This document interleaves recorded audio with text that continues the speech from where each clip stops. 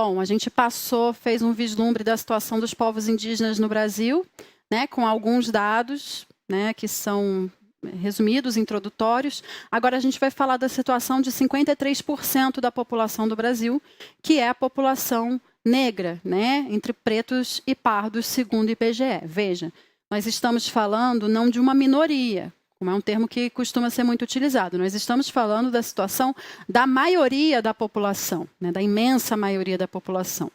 O fato é que as estatísticas comprovam que ser negro no Brasil é uma experiência muito diferente de ser branca, desde o nascimento, desde a gestação até a morte. Os dados são duros, mas eles são importantes da gente ver para que a gente não caia mais na falácia de que o racismo no Brasil acabou ou que ele foi atenuado. Vamos dar uma olhada nos slides e perceber como é que está a situação hoje. Então, veja. Da gestação ao nascimento, racismo obstétrico. Racismo obstétrico é um termo que a gente usa para falar sobre as violências sofridas pelas gestantes, né, parturientes, as pessoas que pariram, e aquelas que estão no puerpério, né, que têm filhos recém-nascidos. Violência obstétrica é um termo que a gente utiliza para falar dessas violências sofridas por pessoas que gestam em geral, mas quando a gente fala dessas violências e pega os dados, a gente percebe que as mulheres negras, elas sofrem de uma forma muito mais contundente. Por isso que a gente hoje usa o termo racismo obstétrico. Então, veja, de acordo com o Ministério da Saúde, em 2018, 65% das mortes maternas no Brasil foram de mulheres negras, e sendo que delas, a maioria aconteceu de causas obstétricas diretas, ou seja, imediatamente relacionadas a um pré-natal mal feito, um parto mal assistido, né, ou a assistência pós-parto mal feita. A gente não está falando só de doenças que complicaram a gravidez. A gente está falando de mortes, muitas vezes, evitáveis. Segundo os dados da pesquisa Nascer no Brasil sobre violência obstétrica, mulheres negras possuem 62% mais chances de terem um pré-natal inadequado, 23% de chances de falta de vinculação à maternidade, ou seja, elas não conseguem ser acompanhadas por uma mesma maternidade e acabam sendo atendidas por serviços de emergência, que, segundo dados que a gente já sabe, aumentam muito também o risco de um atendimento inadequado. 67% de chances de ausência do acompanhante no parto, né? É um direito garantido por lei a todas as parturientes que elas tenham um acompanhante, né, da sua escolha no parto. E 33% de chances de terem peregrinação anteparto. O que é isso, gente? Você imagina você estar num processo de nascimento do seu filho, você chega num hospital, o hospital não te aceita. Você vai para outro hospital, ele não te aceita. Né? Você vai ficar peregrinando, né, atrás de um atendimento e não consegue esse atendimento. Então, a chance de uma mulher negra sofrer esse tipo de violência é muito grande. A violência no parto. Segundo a Fundação Perseu Abramo, em 2010, né, uma em cada 4 mulheres sofre violência durante o parto. Então, violência obstétrica é uma coisa muito séria no Brasil, sendo que, entre elas, 43% são negras, mulheres brancas 24%, e aí tem ainda as porcentagens de mulheres de outras raças ou de raça não declarada. Mas já tem um quadro aqui bem demarcado de que a violência no parto, xingamento, procedimento inadequado, não respeito à vontade da gestante, não respeito à privacidade da gestante, né? Então, assim, o tratamento desumano, negação de anestesia é muito mais frequente contra mulheres negras, né? Inclusive porque existe um estereótipo de que mulheres negras não sentem dor. Na infância, violência contra crianças. O Atlas da Violência de 2022 afirmou que de 2018 a 2020, cerca de 35 mil jovens foram vítimas de violência, sendo que quase 90% desses jovens e crianças estavam na faixa etária, né, de 15 a 19 anos, a maioria meninos, né, 90% meninos, e 80% negros. Então, adolescentes negros no Brasil são um público que tem uma chance imensa de sofrerem violência. Tá? É um público muito vulnerável à violência no Brasil. Entre as crianças até 9 anos, 1/3 das vítimas eram meninas, majoritariamente negras, e 40% dessas mortes ocorreram dentro de casa. Saúde mental infanto-juvenil. A cada 10 suicídios de adolescentes em 2016, 6 foram de jovens negros ou pretos ou pardos, né? Segundo o Ministério da Saúde. O conteúdo escolar de 89,8% das creches e pré-escolas ignoram o ensino de questões étnico-raciais, em descumprimento da Lei 10.639, que estabeleceu a inclusão obrigatória de conteúdos relacionados à história e cultura africana e afro-brasileira no currículo escolar. Tá? Inclusive, se você tem filhos, filhas, sobrinhos, convive com crianças, é dever, né, de quem tem proximidade com crianças e participa da vida escolar, cobrar a inclusão desses conteúdos. Essa lei já tem mais de 20 anos. Racismo na educação infantil ao ensino superior. Em 2023, a secretária de Educação Básica do Ministério da Educação afirmou, baseada em várias pesquisas internacionais, que as crianças pretas, elas são menos beijadas, menos abraçadas e menos elogiadas pelas professoras na educação infantil. A taxa de analfabetismo, segundo a PNAD contínua, em 2023, era de 7,1%, né, da população de negros, que é mais que o dobro do observado na população branca. Acesso e conclusão dos estudos, os negros tinham, em média, 9,2 anos de estudo contra 10,8 anos dos brancos.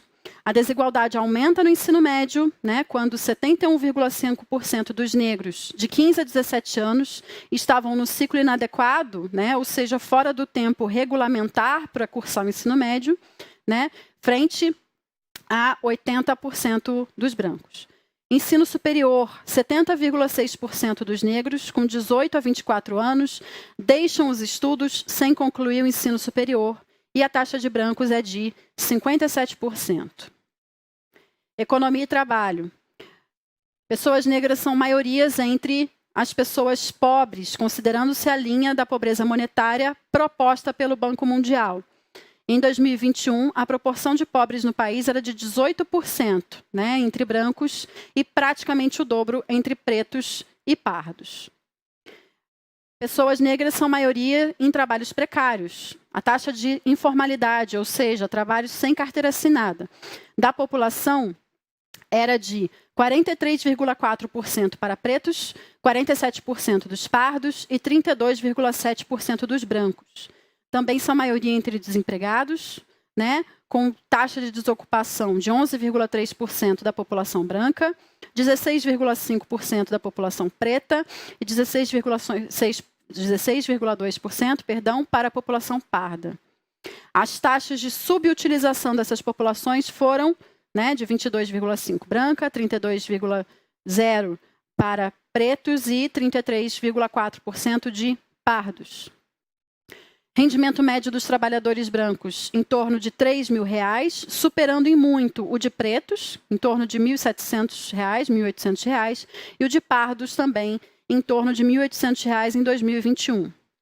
Mais da metade dos trabalhadores do país em 2021 eram pretos ou pardos, mas esses grupos somados ocupavam apenas 29,5% dos cargos de gerência, enquanto os brancos ocupavam quase 70% dos cargos de chefia e gerência.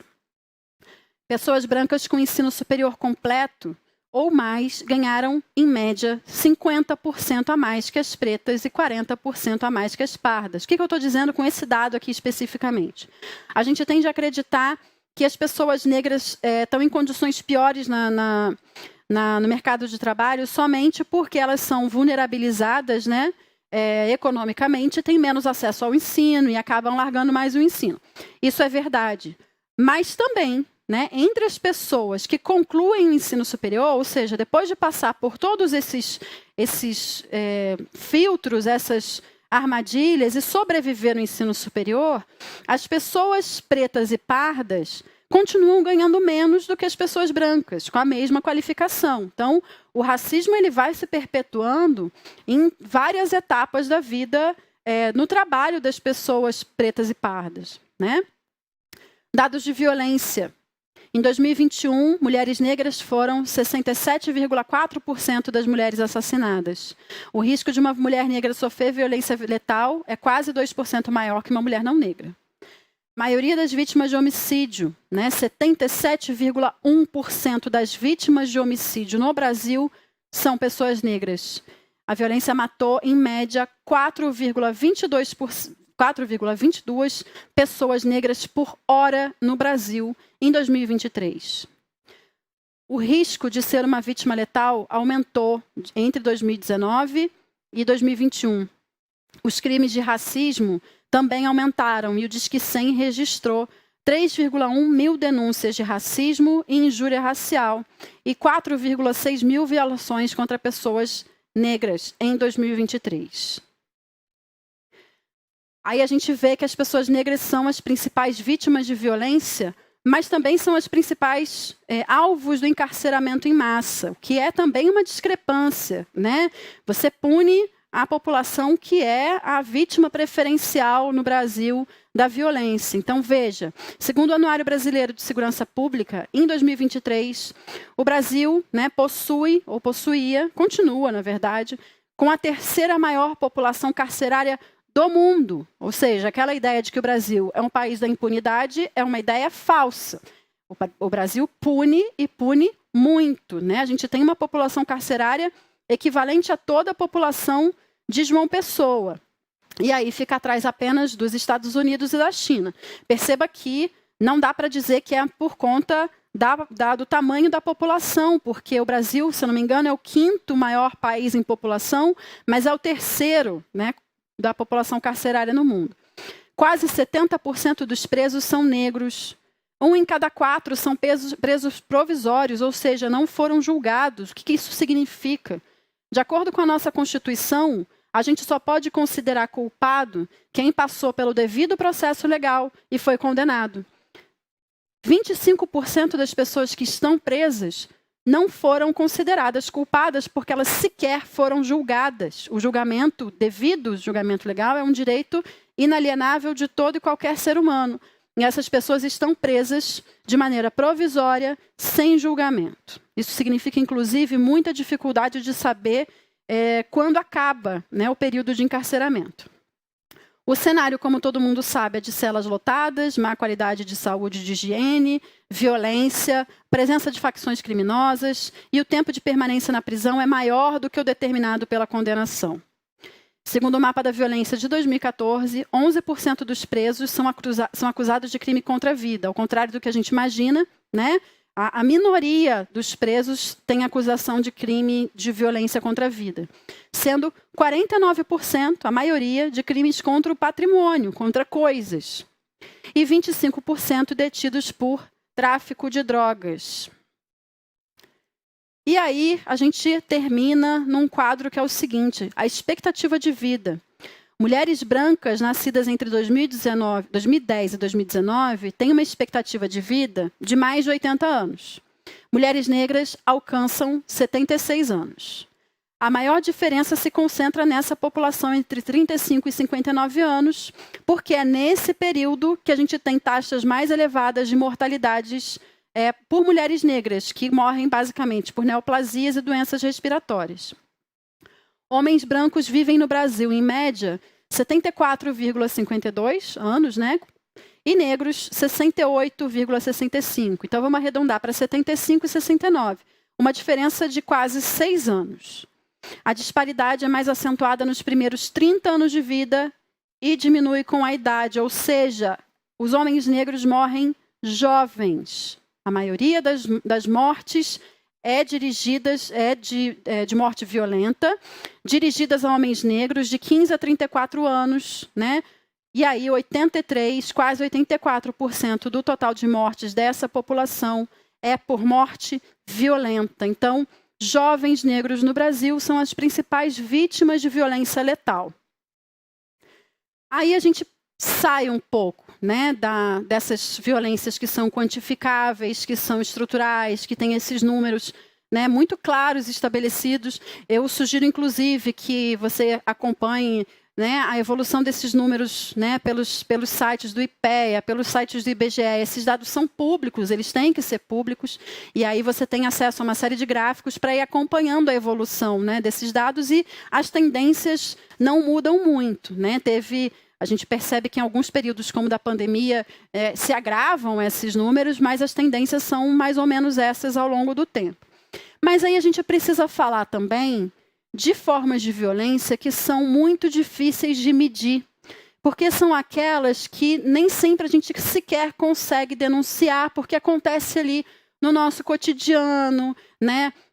Com aquele colega de trabalho, com o vizinho, né, com a família, que são aquelas que a gente chama de microagressões. Importante, quando eu falo micro, eu não estou falando de agressões pequenas, de agressões desimportantes ou de agressões que têm pouco impacto, como a gente vai ver depois. Eu estou falando de agressões que acontecem nessas relações e que muitas vezes elas vêm com o pretexto de não serem intencionais, né? Elas passam batido para quem está agredindo, para a vítima dificilmente passa. Vamos dar uma olhada em quais são os tipos de microagressões, porque é importante a gente mapear, né, olhar para que a gente possa perceber no nosso cotidiano quando é que elas acontecem, né, a possibilidade, né, da gente mesmo estar fazendo, né, praticando essas microagressões, identificar como é que elas ocorrem para coibir, né, não só em quem costuma realizar, mas nas pessoas em volta, né? A obrigação de todo mundo é parar o processo de violência racial no Brasil. Então, vamos ver como é que elas funcionam. Bom, elas são divididas, né, a partir das pesquisas feitas pelo psiquiatra Chester Pierce, a partir dos anos 70, né, em 3 categorias principais. Os microataques, os microinsultos e as microinvalidações. Tenho certeza que você vai reconhecer muitas delas no seu cotidiano. Primeiro, os microataques, que são aquelas atitudes de desprezo e agressividade, né, deliberados, que têm o objetivo de marcar a diferença hierárquica, né, e a supremacia branca. Esses são comportamentos mais óbvios e deliberados, que são aqueles que a gente costuma achar que são as únicas formas de cometer racismo, né? Mas veja que são algumas das formas. O olhar de inspeção sobre a aparência, os cabelos, as roupas, os calçados de pessoas negras indígenas, né? Aquele famoso prende esse cabelo é lavado, né? Vamos cortar esse cabelo para exercer um cargo de chefia. Então, esse olhar de inspeção, essa desvalorização das aparências, muitas vezes, inclusive, de identidades étnicas de pessoas negras, indígenas.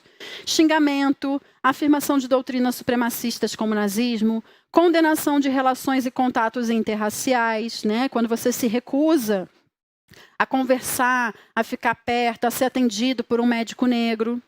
Tratar a contratação de negros e indígenas como um ato de benevolência e caridade. O tratamento desigual a clientes e trabalhadores não brancos. Perseguição de seguranças dentro das lojas, isso é muito comum, né? Quem é negro, negra, ou convive de perto, tem sensibilidade, percebe que isso é muito comum. Dá preferência no atendimento a brancos, acusações infundadas de roubo, aquela vistoria que, de repente, sempre é feita para pessoas negras no aeroporto, né? Ou nas malas, nas bolsas. O racismo recreativo, isso aqui é a marca das relações no Brasil, né? Esse é um termo, um conceito científico, que são aquelas piadas e, entre aspas, brincadeiras de cunho racista. Na escola, então, é o lugar onde se aprende racismo a partir disso que se chama racismo recreativo, né? Quando você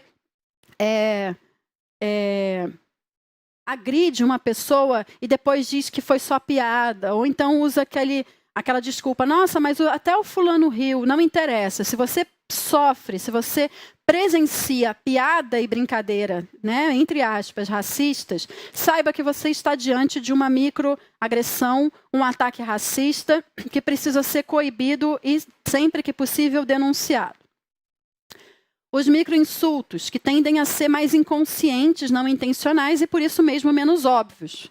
E aí, muitas vezes, ele tem o pretexto de vir com boas intenções, né?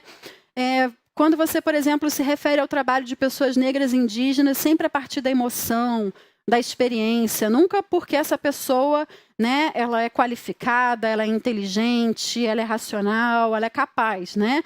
Sempre ela é sensível, ela faz isso há muito tempo. A gente nunca reconhece, né, o caráter de inteligência, né, do trabalho de pessoas negras, inclusive quando vai elogiar.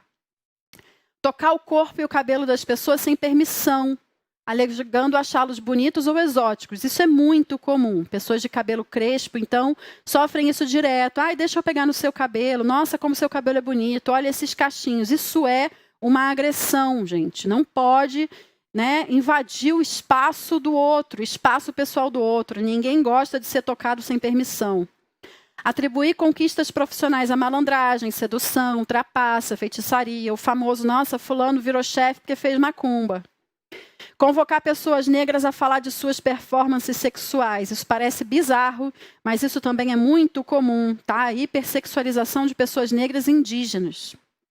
Inclusive com ar de elogio.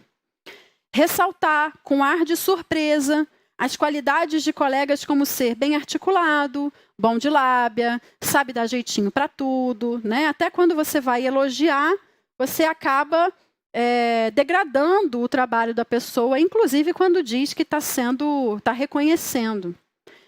Dizer que a pessoa é tão bonita que nem parece negra, né? Ou dizer, nossa, você é uma negra bonita, você é um negro bonito. A gente nunca faz o mesmo quando se refere a pessoas brancas, né? Tratar a palavra negro como se fosse um insulto, recorrendo a eufemismos para dirigir-se a pessoas negras. Especialmente os pardos sofrem muito com isso, tá? As pessoas negras de pele mais clara, geralmente se usa muito falar, é moreninha, é bronzeado, é escurinho, né? Não é negro, não fala assim, né? Isso é uma coisa muito recorrente que precisa ser desconstruída. Negro não é pejorativo, não é xingamento, tá? E aí as microinvalidações, essas aqui então fervilham na internet, né? Que é quando a gente nega a relevância e a experiência, o valor das experiências, ideias, desejos e pensamentos de pessoas não brancas. Por exemplo, quando uma pessoa branca diz que não vê a cor da pele ou que somos todos iguais, né? Tipo, nossa, eu nem te vejo como negro, eu nem reparo que você é indígena. Para mim, a gente é igual. E isso é muito ruim porque isso minimiza o sofrimento de quem sofre racismo todo dia. Né? Os dados comprovam, gente, vocês acabaram de ver. Né? O racismo existe, nós não somos todos iguais, nós não somos tratados como iguais. A gente vive num país desigual, isso causa sofrimento. Então, dizer que não vê a cor da pele é dizer que você ignora esse sofrimento e aí abre caminho para você se desresponsabilizar por combater essas violências também. Então, se sensibilizar e aprender o que é racismo é obrigação de todo mundo. Afirmar que não existe mais racismo e que as queixas das vítimas são mimimi. Ai, nossa, mas hoje em dia tudo é racismo. Bom, a gente vê que tudo é racismo no Brasil desde a colonização, né? Então não é mimimi, isso é realidade sócio-histórica, né? Bastante documentada e comprovada. Solicitar tarefas além das funções e principalmente para serviços de assistência social. Você sempre pede, né, para a pessoa fazer e servir o café, tirar as suas cópias, organizar um ambiente de trabalho, buscar objetos para você. Então, você reproduz aquele lugar de servidão que a gente aprendeu desde o regime escravocrata a destinar às pessoas negras e indígenas. Menosprezar os sofrimentos de toda a ordem, inclusive os lutos, né? Exigindo manutenção da produtividade das pessoas negras indígenas, a partir daquele estereótipo de que são pessoas mais fortes. Ressaltando, né, micro não significa que essas violências não sejam relevantes ou tenham consequências menores que o racismo estrutural. É comprovado, né? Ao longo da vida, a gente viu lá que desde a pré-escola as crianças começam a sofrer racismo, muitas vezes dentro da própria família. Em famílias interraciais, então, é muito comum que as crianças já nasçam sofrendo racismo. Né? Quando a gente fala dessas microagressões, quando a gente fala de sociedade, a gente pode dizer que toda criança negra sofre racismo mesmo na gestação. Então, essas microagressões, quando elas são somadas, elas são cotidianas, elas vão causando um estado de estresse e vigilância permanente na pessoa que sofre. A invalidação, os ataques à autoestima, a dificuldade de se perceber como importante no mundo. E isso tem impactos profundos na saúde emocional e física das pessoas negras e indígenas. Tem dados comprovando que a incidência de diabetes, de pressão alta, de doença autoimune, de ansiedade, de depressão. A gente viu ali os dados, sobre o suicídio de jovens negros. Isso tudo é resultado desse acúmulo dessas agressões que muitas vezes passam despercebidas. Aliás, convenientemente despercebidas, mas que não podem mais ser invisibilizadas. A gente não tem mais desculpa para fingir que essas coisas não acontecem, para fechar os olhos, para ignorar e para não fazer nada quando elas acontecem. Então, é importante que todo mundo se comprometa a desconstruir essas práticas e a combatê-las, dentro de si mesmo e com os colegas, para evitar a perpetuação, dessa política de extermínio contra negros e indígenas que marca o Brasil desde a chegada dos colonizadores. Tá? Agora a gente precisa também passar para um outro ponto, dar um passo adiante, que é o de visibilizar a importância das contribuições culturais, científicas, de afrodescendentes, populações negras e indígenas para a construção do Brasil e do mundo. A gente vai fazer isso no próximo vídeo.